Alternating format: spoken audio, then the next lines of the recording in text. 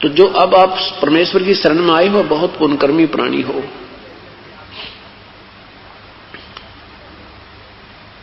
और अब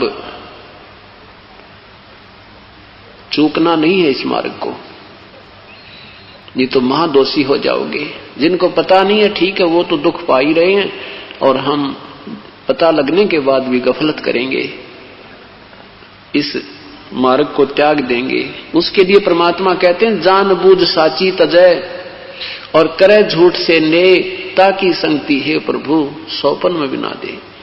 इस मार्ग को समझकर और सारी वस्तु से परिचित होकर के फिर को अपने कर्म बिगाड़ जाता है, इस वस्तु को त्याग जाता है। कहते हैं उसे निकम्मे के तो दर्शन भी नहीं दे भगवान, सपने में बिना दिखा वो व्यक्ति। तो यहां परमात्मा कहते समझा है तो सिर दर पांव बहुर नहीं रे ऐसा दाव।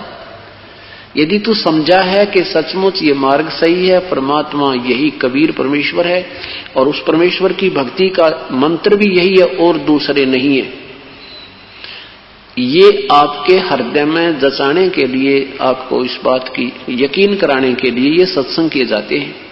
इसलिए आपको यहां बार बार प्रार्थना की जाती है कि तो आप सत्संग सुनो, और 100 काम त्याग कर भी परमेश्वर के सत्संग में आना चाहिए।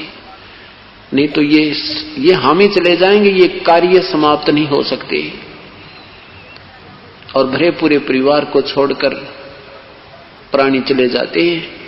जब वो चले जाते हैं उससे पहले उनको 1 मिनट की फुर्सत नहीं थी, और जाने के बाद पूर्ण फुर्सत होगी।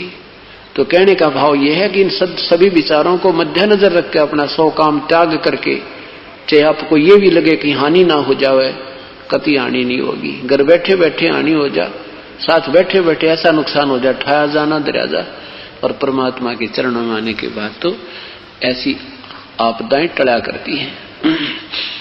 संत शरण में आने से आई टल बला, जय मस्त